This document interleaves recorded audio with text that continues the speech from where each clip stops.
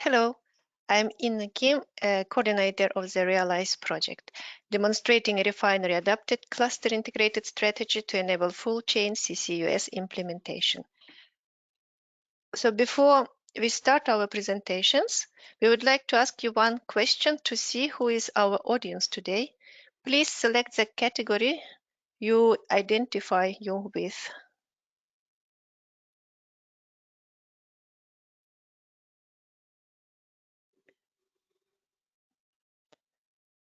Okay.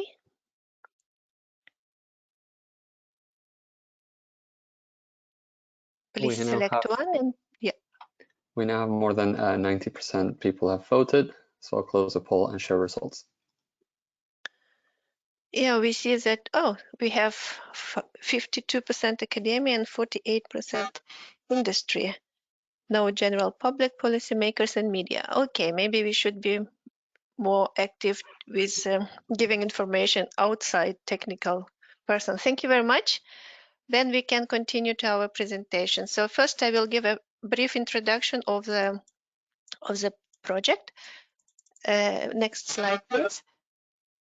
And then we will have presentations from our experts leading different activities on optimizing and validating technologies for refineries, demonstrating pilot scale CO2 capture, assessing potential for CCUS at oil refineries, and presentation on social, political, and commercial context for CCS deployment.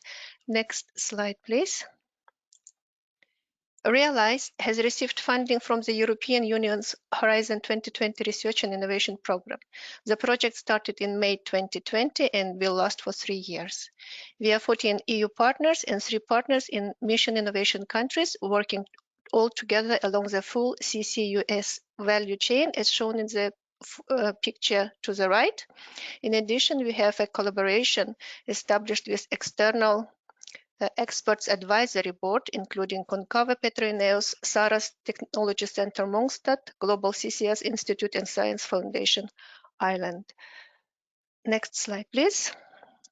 The refining industry is a highly intensive, energy-intensive sector, contributing to around 4% of the total anthropogenic CO2 emissions globally, ranking 3rd after power sector and cement industry. A factor specific to refineries is a large number of relatively small sources with a variety of levels of CO2 and flue gas volumes. In REALISE, we aim at CCS deployment at multi-stack refineries by allowing at least 30% decrease in CO2 capture cost compared to the current benchmark technology, which for us is MEA-based multi-absorber case studied in a Norwegian climate demo project recap earlier. REALISE aims at the 30% reduction of the capture through using an energy-efficient solvent with 30% lower energy requirement for solvent regeneration, which will contribute to about 10% reduced capture cost. Chemically stable solvent with reduced degradation will also contribute with about 4% to the capture cost. CapEx reduction by using plastic materials and optimal integration and model predictive control altogether can reduce the cost by about 15% also. So next slide, please. Technologies in REALISE will be brought to TRL 6.7 and we will demonstrate this in an operational environment. The results will be used for the development of tools, which will be in their turn used to assess CCUS options for the selected use cases. We have 3 cases in the REALISE, which we will assess. The first one is CCUS business case for Ireland, shown in this slide now. It's a refinery Ervia Oil Whitegate and 2 power generation stations in Ireland with annual emissions of CO2 in total above 2 million ton CO2 per annum. The plan is for shipment to Northern Lights or around the Cork area. And also educational and public engagement program will be developed for this case. Next slide, please. And the last, yes. And the two other cases that we have in REALISE, it's for China and for refineries in China and South Korea, where capture, integration, and storage options will be evaluated. We will hear now more details from our experts. Thank you. Next slide, please. Yeah, thank you. Thank you for listening. Next is presentation on technologies optimization and validation for refineries by Solrun Vevelstad from SINTEF. Thanks. As Ina says, my name is Juliana Vevelstad and I'm working at SINTEF, and I am leading Work Package 1, Technologies, Optimization and Validation for Refineries. Next slide, please. So the objective of this work package is to optimize the solvent performance with respect to energy usage and solvent stability, including devising a solvent management strategy for pilot demonstration. This work package is divided into 4 tasks, as given in the slide here in the figure. The first one focusing on solvent optimization and validation.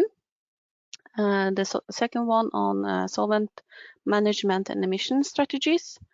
The third one on validation of plastic as a construction material, and the last one on process model development and validation. And it's done in collaboration with a lot of the partners in the project. Next slide, please. Yes. Starting with the first part of the objectives, which is optimized solvent performance with respect to energy usage.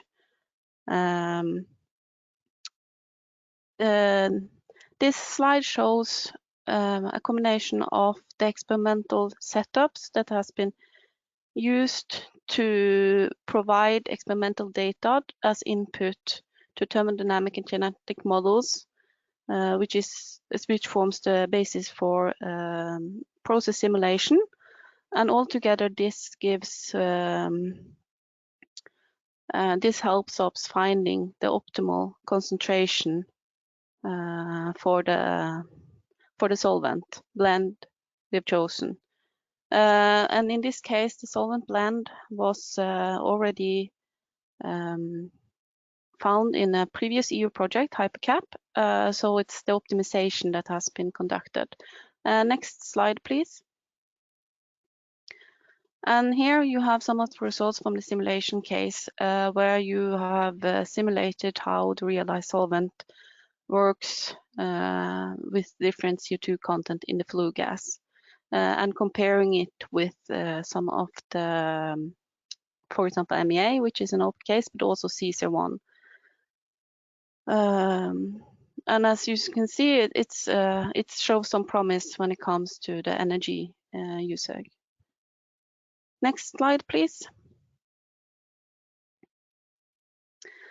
For the next part of the objective, it was discussing on solvent stability and solvent management strategy.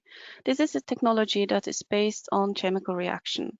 And as in many other cases where you have chemical reaction, unfortunately, you also have other reactions happen, unbonded products that is formed. And in this case, this solvent deterioration leads to loss of capture efficiency. You can have operational issues, fouling, foaming, and corrosion.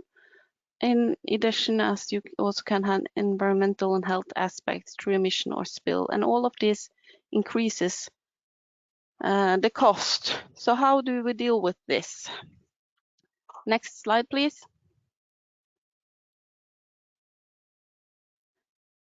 Yeah, this is a slide showing a little bit on what we know of the MEA here when it comes to chemical stability. On the left-hand side, a lot of different compounds is given that has been observed in MEA. They have very different structures and so on. On the left-hand side here, the right-hand side, you have a map showing a little bit on how these compounds are formed from MEA. Why do I show this is we do know a lot on these pathways, and this is transferable to other amines, a very good starting point for predicting degradation in other single amines or blends. These compounds is not necessarily major when it comes to pilot plants, because chemical stability studies is done in the lab to accelerate, to make sure that you actually detect these compounds. And detection limits for various analytical instruments can be too high when it comes to pilot sample. And another takeaway here is that even the major degradation compounds, their concentration is low compared to the solvent. So don't be too afraid by looking at this slide. But this brings me over to the next slide, please. So how do we deal with this? Chemical stability is influenced by several factors. Some of them are given here in the figure. The amine itself, depending on the amine, it could be more or less stable under process conditions. In our case, we have chosen HS3 solvent that was developed in Hypercap and optimized in REALISE because it shows some promises. Then you have oxygen from the flue gas. That's often one of the major issues, not necessarily because it's present in high amounts, but the results from it's the mechanisms it causes is more difficult to follow, so it's difficult to explain. But in this case, we are looking at solvent management strategies, trying to remove oxygen and see if this could increase the chemical stability of the solvent blend. And in lab scale and the test that has been done, this has shown to reduce ammonia production and also formation of some of the acids. Another issue when it comes to degradation is iron. And in this case, we can look at either removing the iron, or we can also look at using other materials like plastic. Next slide, please. So that leads me to one of the third task here. So validation of plastic as construction material. And we look into if we can replace some of the columns internals with plastic, pipelines, storage vessels, and the test that will be done in REALISE is material screening based on long-term exposure of plastics to REALISE solvent, test of selected material with the degraded solvent. Next slide, please. Leading me to the final part here. As mentioned earlier, you need a combination of experimental work and modeling to find the best solvent, and also to have input in process. So we use this process simulation to better understand complex processes for design development and optimization. And these models require both bench data as well as operational data from the pilot for validation. It is useful input to techno-economics and design and support to technology development. And the dynamic models can be used for process control, while specific solvent models form spaces for stationary and dynamic models. Models needs to be improved as more data is available. And these simulations here is input, as I said, also here to techno-economic analysis and VP3. In addition to this work, we will also use advanced process control methods, where part of this is going on in VP1 and will be demonstrated in the other VPs. Next slide, please. So to summarize, VP1 is basically producing a lot of information that is useful later in the project. So we are providing optimized solvent as input to demonstration in VP2, as well as solvent management strategies. Also process simulations as input to VP3 and techno-economic analysis. And with this, I will hand over to Juliana.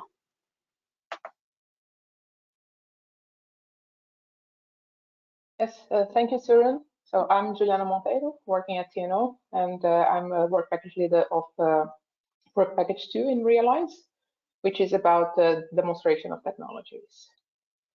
So next slide, please.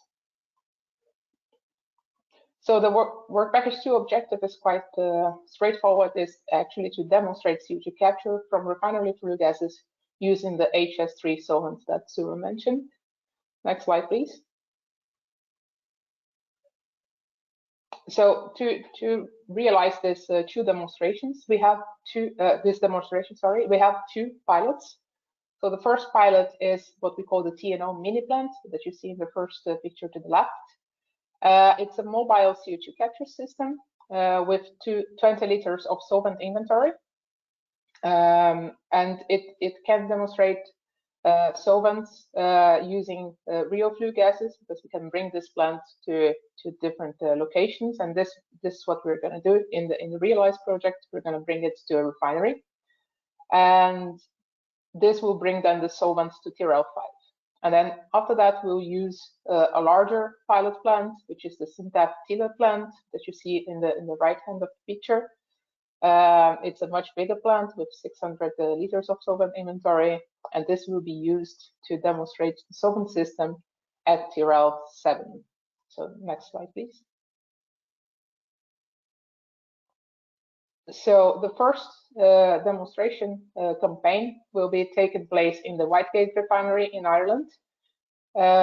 This campaign will last for 8 months. So we will start it this year and will run towards next year. In total, we'll test 6 stacks from the refinery. The first stack will be tested for 12 weeks. So we'll be capturing CO2 from this first stack using the TNO mini plant for 12 weeks. And then we will capture CO2 from subsequent stacks. So other 5 stacks will be tested, and for each one of the subsequent stacks will run for 4 weeks. So completing the 8 months of the campaign. These stacks have variable CO2 content from close to 4% up to 10.5 volume percent, which is quite important for us because that will demonstrate different operation ranges for the HS3 solvent. It also has different impurities levels. So I'm showing here this NOx and SOx and also dust levels. And in the mini plant, we have the option to actually remove SOx and dust. And we will evaluate whether to do this or not, depending on what we want to demonstrate during a specific part of the campaign. Next slide, please. So here you have a picture of the mini plant as I've shown in the first slide. And what we've done already within the REALISE project is to modify it so that is ATEX compliant. So you see a picture of ATEX containers in here. And then on the right-hand side, you can see the mini plant inside of these ATEX containers, because of course we're going to a refinery, so the entire installation needs to be ATEX proof. So next slide, please. So this illustrates the campaign. So we will be, as mentioned, testing 6 different stacks, and we will be over the time, as Solrun mentioned, this HS3 solvent, as any other solvent, it degrades. And we will be testing the evolution of solvent degradation during this campaign by taking weekly samples and analyzing them for the main components of the solvent, but also different degradation products that will be identified in work package 1, as Solrun mentioned. And at the end of this campaign, we'll be left with a volume of degraded solvent. Part of this solvent will be sent to TNO's lab for reclaiming tests, where we will demonstrate 90% at least of recovery of active components from this degraded solvent, and the rest of the solvent will be sent to the chiller plant. Next slide, please.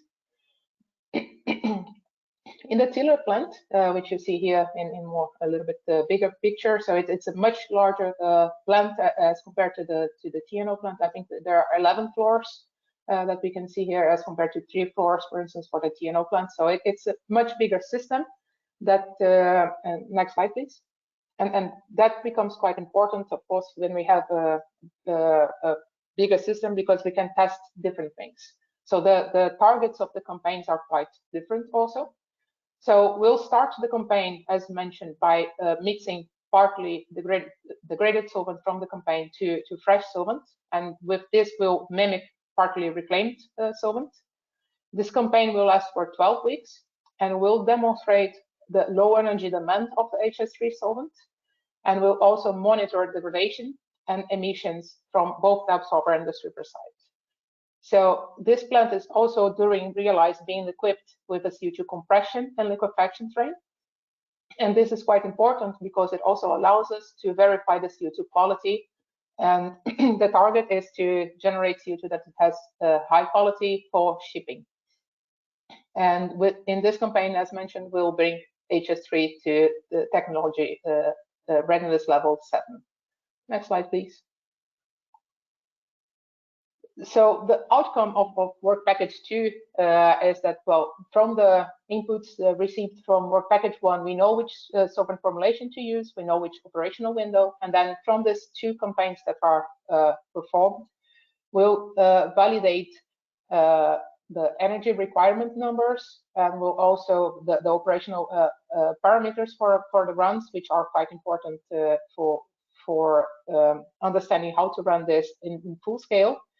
We'll also have numbers to predict solvent stability and demonstrate the degradation and emission management strategies.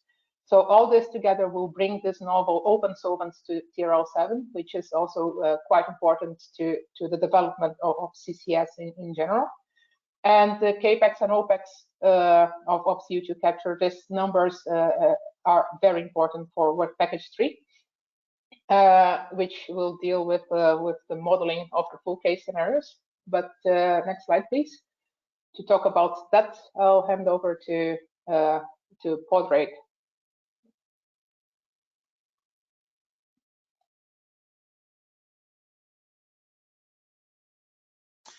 Thanks, Juliana. My name is Pádraig Fleming. I work with Ervia, and I'll be talking to you about work package 3. So next slide, please. So maybe initially I'll start with Ervia and gas networks, and then talk about work package 3 and the tasks that we're undertaking in that. Next slide, please. Ervia is the owner of Gas Networks Ireland, and Gas Networks Ireland owns and operates the natural gas network system for transporting gas around Ireland. We've committed to net zero emissions by 2050. And despite that, the year we've had in 2020, we've had a number of firsts. The first assessment of potential hydrogen injection into our gas grid, the first renewable gas injection into the gas grid itself, and the continuing rollout of compressed natural gas stations for delivering gas to transport in the near future. Next slide, please. In work package 3, of the 17 participants in the REALISE project, 13 are contributing to work package 3 as it looks at the Cork cluster. Next slide, please. So for those of you who are not familiar with the Cork area or the geography, Cork is in the southwest of Ireland, as we can see here on the left-hand picture. It's our second largest city, and we are looking at a cluster which is just southeast of the city itself. In particular, we have 3 of the larger industrial emitters in that area: Ervia Whitegate Oil Refinery, ESB's CCGT power plant, and also Bord Gáis Energy's CCGT power plant. On the picture on the right-hand side, you can see here right in the orange dot, which is Ervia Oil Refinery, and right adjacent to it is Whitegate CCGT plant. And then probably 2 to 3 kilometers just down the road is the AHDA ESB's power plant. And both power plants are 440 megawatt and were commissioned in 2010. Next slide, please. The purpose of Work Package 3 is to undertake a real-world assessment of the potential for CCUS at the oil refinery and the larger cluster. So this involves looking at the economic feasibility particularly within the refinery itself, in terms of optimizing the configuration of the capture plant, and then the broader cluster and looking at the economics of capturing carbon and either exporting it or pumping it into a local sequestration field in the depleted Kinsale Head natural gas field. Next slide, please. The tasks are broken into 5 different tasks that we have as part of this work package.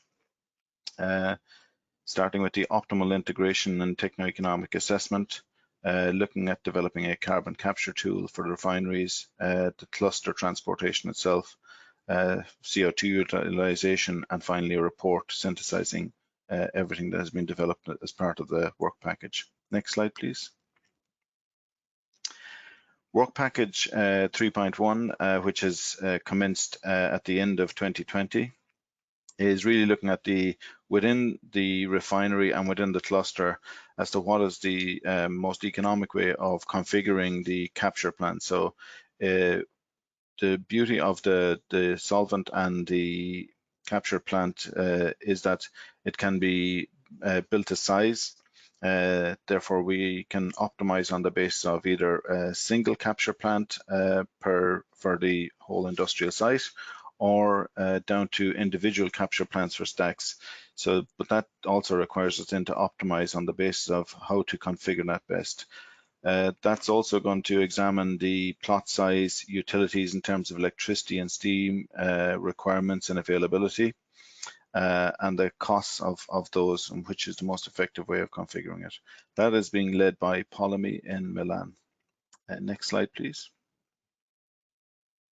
The second task in Work Package 3 is looking at a CO2 capture tool. So taking a beta version of the tool that's developed in Work Package 1, we're looking at taking inputs from partners and suggesting improvements to further development of that to version 1.0.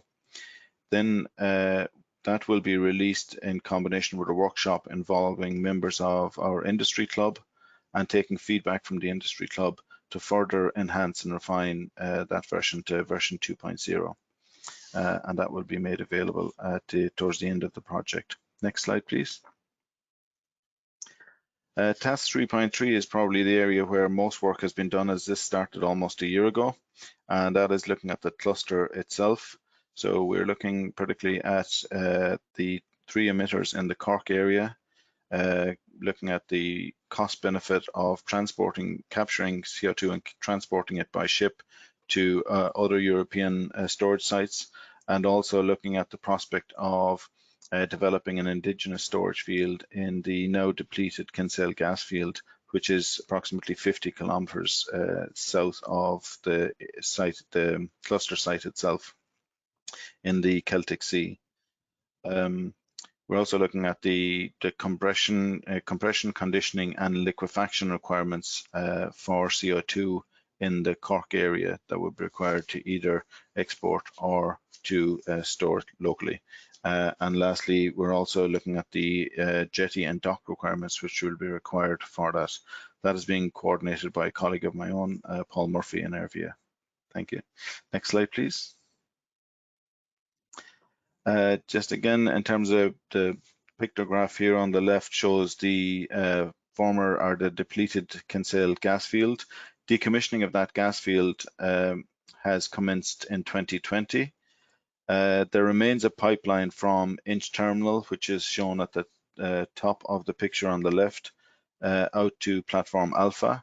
So it's possible that that could be reused for gaseous CO2 injection into the field, or alternatively, a new pipeline may have to be installed to deliver CO2 in possibly dense phase to the field. Alternatively, we're looking at exporting CO2 from the cluster via ship to Northern Lights or other storage sites around Europe. Next slide, please. This work package is also going to look at CO2 utilization, and what we're looking at here is looking at alternative uses really of CO2 and how that can be expanded, examining the market, also looking at the impact of what increasing the flow of CO2 into that market might do to the price of CO2 currently being sold in the market. And I guess the purpose of this is really to look at avoiding the storage of CO2 if possible, and finding cheaper alternative uses for CO2. Currently, it is used in food and in fire extinguishing, many other uses, but the quantities currently are relatively small. Next slide, please.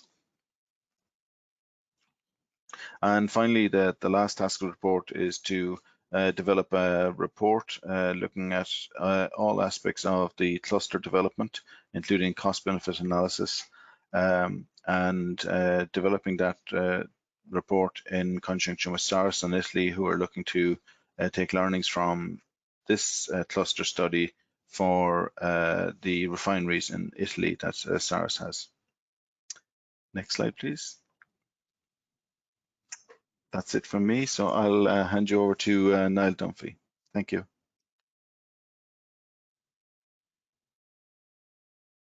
Thank you, Pádraig.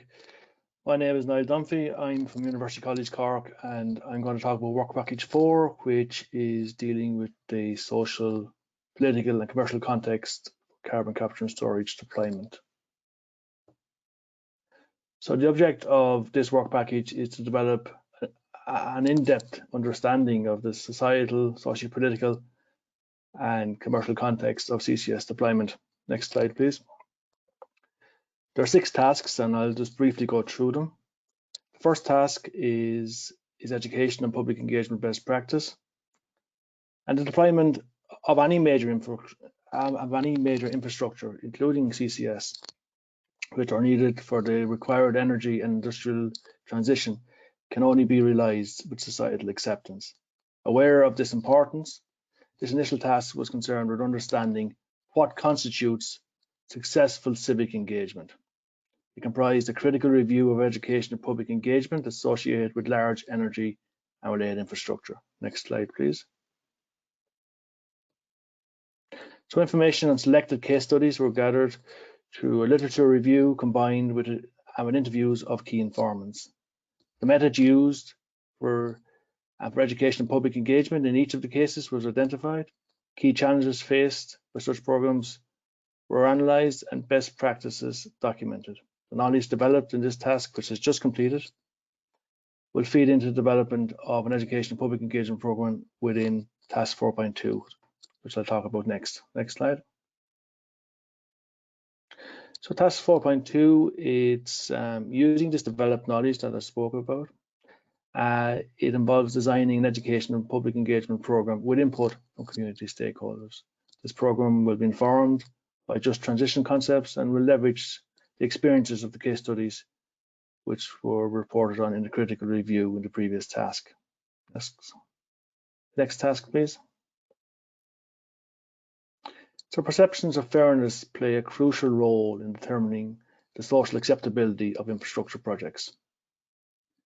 And in these terms, we talk about procedural justice, the way in which the process is structured and implemented.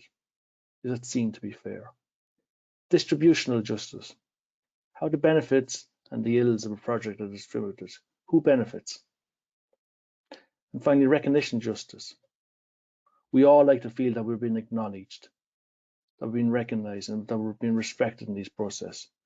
And the interplay between these 3 components of justice are very important, and they determine whether or not a local community will see a new project as being fair, as being just. Next slide, please. So the approach that we're taking here is adopting an intersectional approach, which means that we're considering the socio-demographic specificities of the relevant communities, including, for example, gender, economic privilege, and life stage.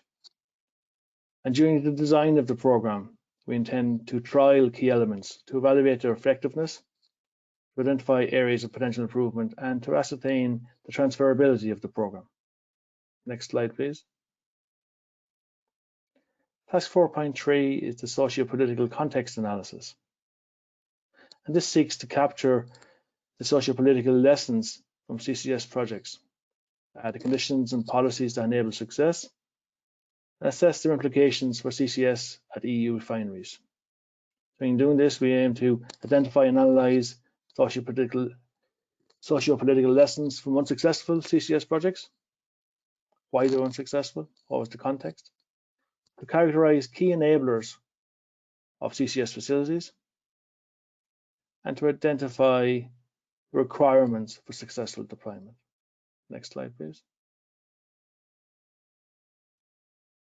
For each of the case studies, the CCS Readiness Index will be determined. This will be achieved by adopting the methodology of the CCSRI developed by the Global CCS Institute and monitor the progress of CCS on a country level. The resultant report will present an analysis of socio-political considerations for deployment of CCS, including but not limited to issues of policy, legal and regulations, storage resource barriers, and so forth. Next slide, please. Task 4.4 is the industrial context analysis. Within the context of this task, we've established a transnational industry club to develop an understanding of the industrial and commercial context of CCS. This is an external body to the project and acts as a forum which will provide expert knowledge and economic insight to the project, while also serving as a means of disseminating information to the key players. So it's a mechanism for two-way communication. So Scottish Carbon Capture and Storage in the University of Edinburgh will lead this industry club, and it will be contributed to and facilitated by all partners. It comprises members from industry throughout the value chain. Next slide, please.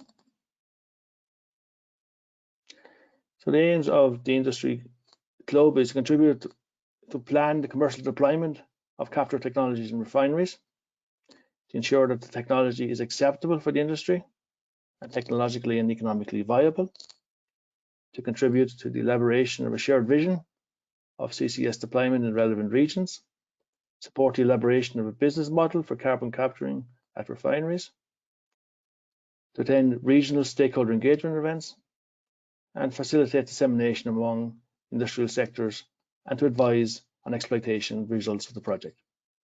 Next slide, please.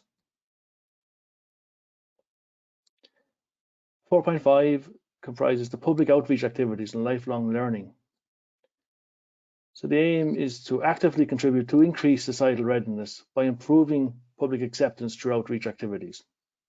These activities, which are led by NTNU, involve all partners, and they include seminars for municipalities, refineries, and other local industries, providing information on the demonstration activities, safety issues, risks, outcomes of the project, and so forth. Youth dissemination, which will include mini seminars for students, guest lectures at universities, summer schools, and so forth. And then research-based learning activities in partner universities, including things like research challenges, like hackathons, programs for master level students, and so forth. Next slide, please. The final task of this work package is a synthesis report, and we will synthesize the various earlier tasks within this work package, draw broad-based conclusions on the societal readiness of the REALISE CCUS approach, and in this process we'll be drawn on both quantitative and qualitative evidence from the earlier tasks, and we'll work to identify and characterize the societal, political, and socioeconomic barriers to CCS. The analysis then will be used to inform the development of a suite of recommendations for policy and regulatory changes to address the various barriers. Next slide, please. Thank you very much. I'll now hand back to the chair, Ina.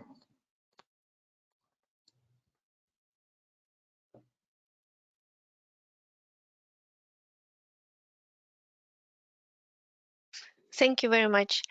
Thank you to all the panelists for your presentations and for keeping it on time. We are now going to begin answering the questions submitted during today's presentation and start the discussion. As a reminder, you can still submit questions through the question pane in your attendee control panel. Please do so, and panelists maybe turn on cameras also. The first question goes to Juliana.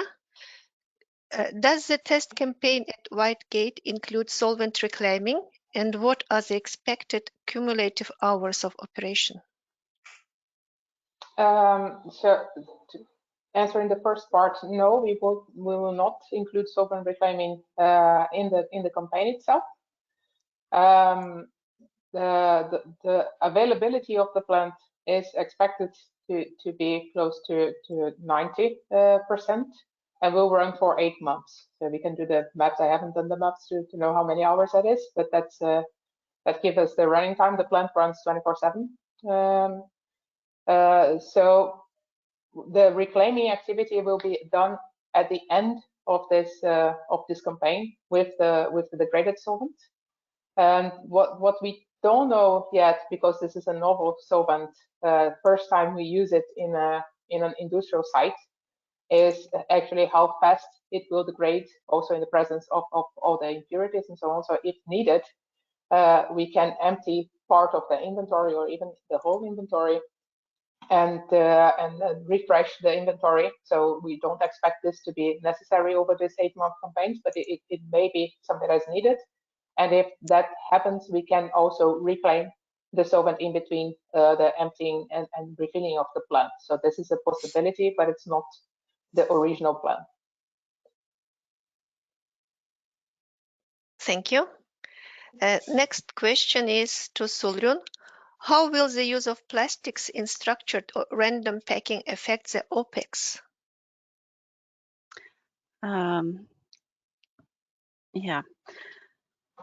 And I think maybe you have to answer that one for me. I'm not, yeah. Can you help me? Maybe I can answer too. So use of plastics in packing material, or we also consider using plastics in other parts or other units of the capture plant. And we do not expect very much effect on OPEX. It's mainly CAPEX. And our cost projection shows that use of plastics only for exchanging packing can result in about 4% cost reduction. Hope I answered your question. Thank you. Next question is to Niall. What are the biggest barriers to social acceptability of new deployments? Yeah, I suppose this holds for any deployment of any infrastructure, not just carbon capture and storage, but really it's a sense that we as technologists know best. It's the idea that, you know, we have all the plans and have only the great unwashed just listen to what we have to say. So it's not listening to people, it's not communicating to people. I suppose there's 3 reasons why we should communicate with people. And one, and it's probably the most relevant, is to be quite pragmatic. The earlier that you talk to people, the more likely it is that they'll listen to you and hear your side of the story and begin to at least accept the project, if not to support it. Secondly, I suppose there's an ethical dimension. You know, they live in the place, they are going to be the host community for any infrastructure. So there's that angle. And thirdly, they have local expertise. So it is that idea of listening to the communities, I suppose, is the key thing. Thank you. Next question is maybe to Pádraig. Is there any history of public resistance to CCS in Ireland, like in Germany, for instance? I was going to compare it to Germany. No, not like in Germany. My understanding as well is that the resistance in Germany is mainly about storage under land, whereas in the proposal we're looking at, we're looking at either exporting to the likes of Northern Lights, which is under sea, or else developing storage in the depleted field 50 kilometers off the southwest coast. So I don't think that's going to be a major issue, but there are plenty of other areas where people may have concerns, which we would have to address, I'd imagine. Thank you. Next question to Juliana. What is expected CO2 quality when using HS3? Is it any different from when using other amines or solvents? That's also a nice question. We don't expect it to be different from when using other amines, meaning that we expect to have high quality CO2 and after liquefaction achieve even close to food grade. But what we don't know when we start working with a novel solvent, of course, is if there are any volatile degradation products, for instance, that could be produced and accumulated in the produced CO2. So that's why we need to demonstrate also this part of the activity. And this will be done as mentioned in the TILA plant in the second demonstration campaign of REALISE. Thank you. And next question is to Solrun. Can you please comment the HS3 advantage compared to other options, and how was the screening process to choose HS3? Okay.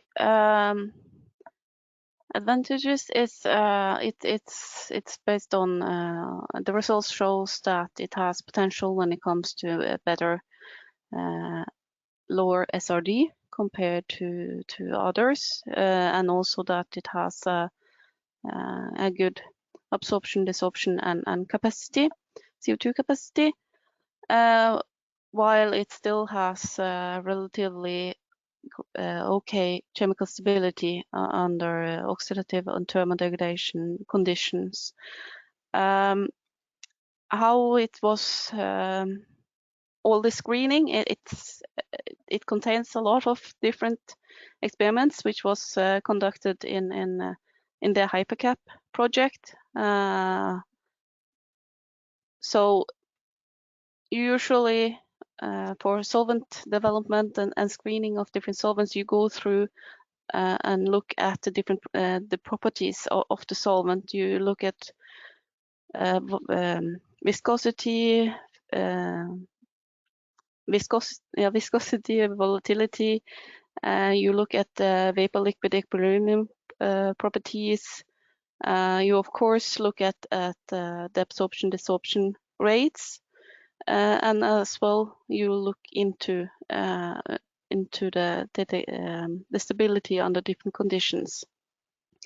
And if these things are promising, you continue on to testing in a larger scale, and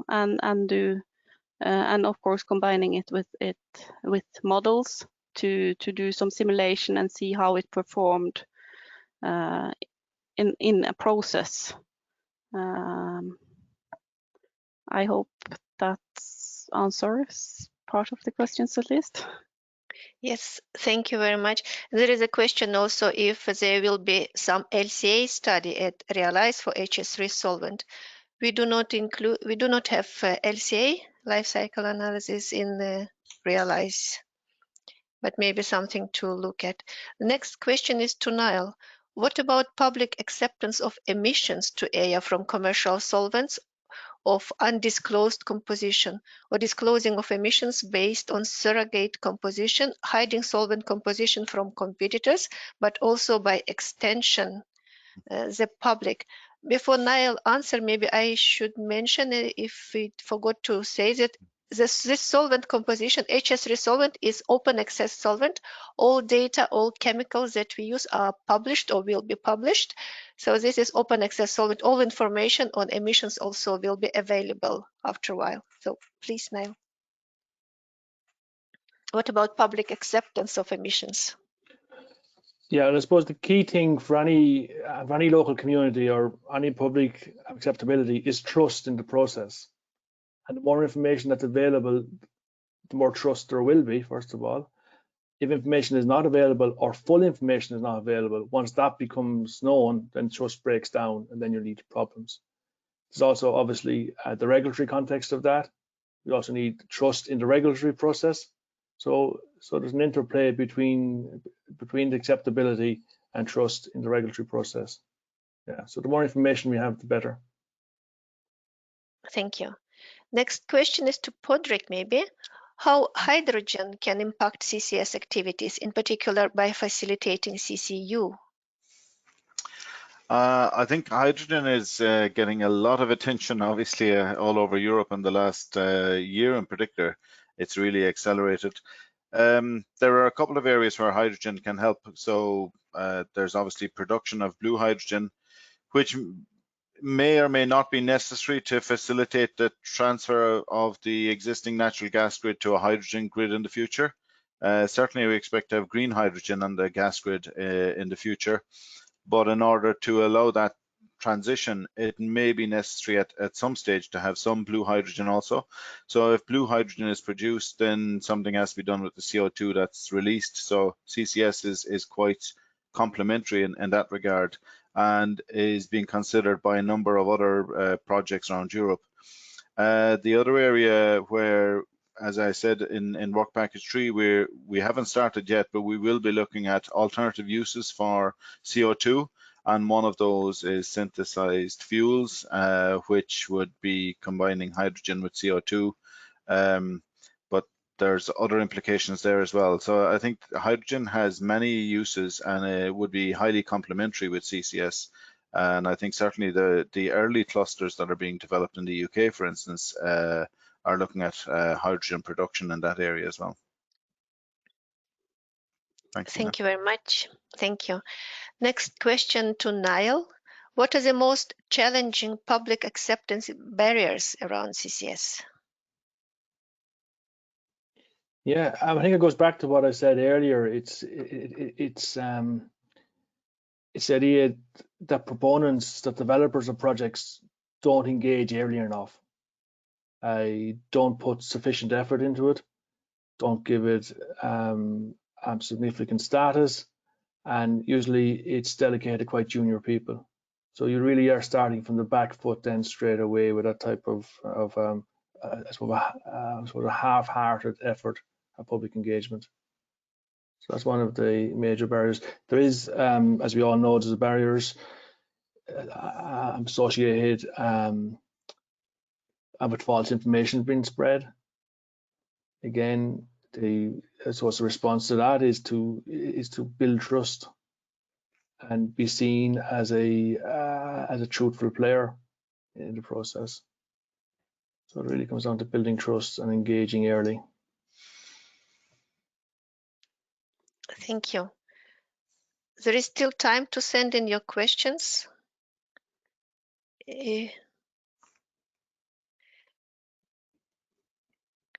No. So I think then we have no more questions, and then we have come to the end of our webinar. I would like to thank everyone for attending today, the presenters and organizers for making this possible. Once you leave today's session, you will receive a survey of the presentation, and we would appreciate it if you would complete that and provide your feedback. You will also receive a follow-up email within 48 hours with a link to view a recording of today's webinar. On behalf of all presenters, thank you for joining us today and have a great rest of your day. Thank you very much. Thank you, Ina. Bye.